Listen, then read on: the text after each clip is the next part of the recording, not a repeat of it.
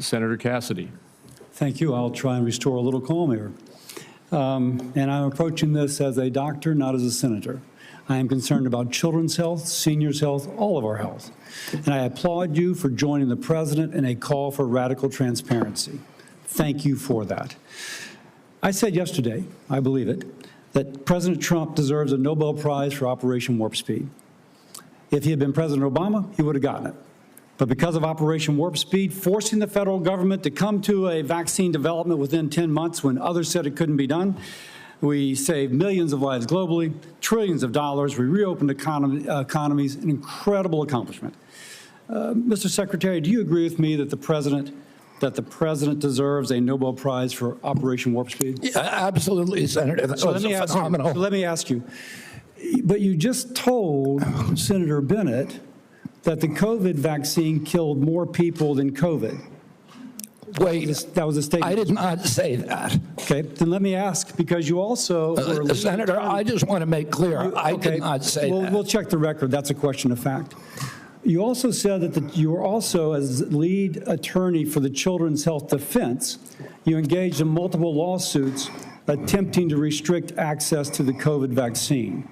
Again, it surprises me that you think so highly of Operation Warp Speed when, as an attorney, you attempted to restrict access. Now, let me ask. I'm happy to explain why. I had 3 minutes and 30 seconds left.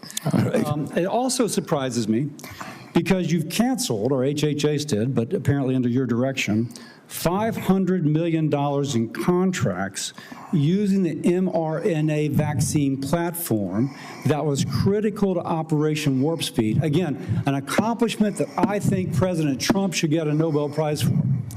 You canceled $500 million in contracts. Now, I grew up in a middle-class family, so $500 million seems, just to cancel, it seems like an incredible waste of money.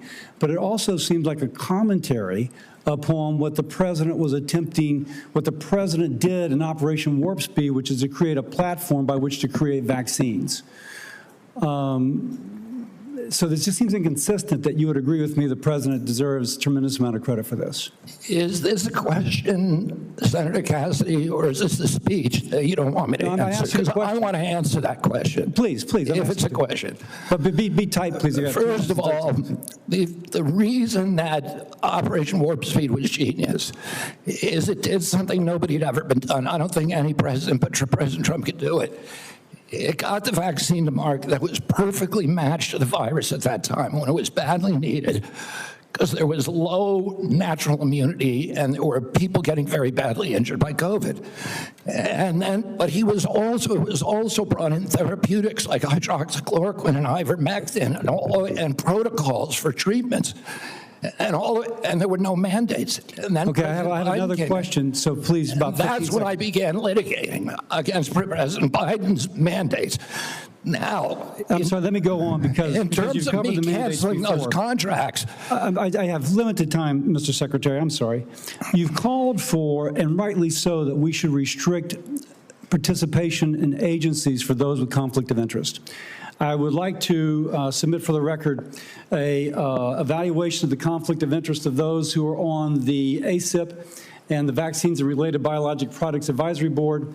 It was not 97% as alleged, rather it was 6.9%, and it was 1.2%, I think, for the other panel. Without objection. Now, I am concerned, though, because many of those whom you have nominated for the ACIP board, Senator, excuse me,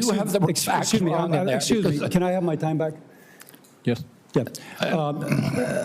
What I am concerned about is that many of those whom you've nominated for ACIP have received revenue as serving as expert witnesses for plaintiffs' attorneys suing vaccine makers.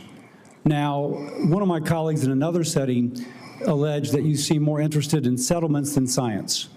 If we put people who are paid witnesses for people suing vaccines, that actually seems like a conflict of interest. Real quickly, do you agree with that?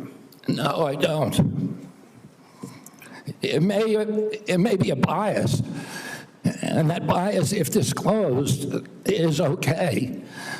It's not So a if the financial, bias is it's not a disclosed, that they are financial expert conflict of witnesses. interest. It's not a Okay. financial Let me conflict finish of up. interest. Let me finish up. You also told Senator Wyden at the outset that you didn't want to take vaccines away from people. And as I conclude, I would like to say this. Because of the conflicting recommendations made about COVID. This is from Eric Erickson, good conservative out of Atlanta, Georgia, occasionally gives me hell. My wife has stage 4 lung cancer. She is one of the people the COVID vaccine actually helps. Thanks to the current mess at HHS, CVS is unable to get her vaccine. Secondly, an email from a physician friend of mine. Hey, Bill, I'm not even sure what I'm asking you, but we're all confused and concerned about who can get the COVID vaccine. We are having our attorney try and render an opinion, but there's no firm guidance and concern about liability if vaccines are given to a patient who requests it but not on the current CDC list. Pharmacists are requiring a prescription now even for patients over 65, creating a huge headache. I submit these for the record. Without objection. I would say effectively we're denying people vaccine. Senator Cantwell. You're wrong. Thank you, Mr. Chairman. Following